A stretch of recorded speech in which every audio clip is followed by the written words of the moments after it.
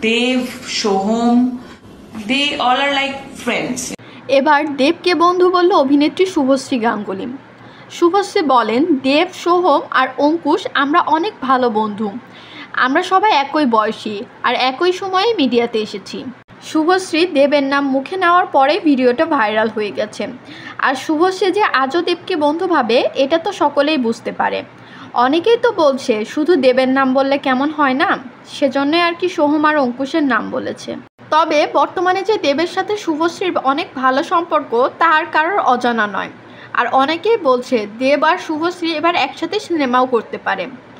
জানা যায় দেব ও শুভশ্রীর এই ভালো সম্পর্ক রুক্মিণী ভালোভাবে না নিলেও শুভশ্রীর স্বামী রাজ চক্রবর্তী কিন্তু ভালোভাবেই নিয়েছে।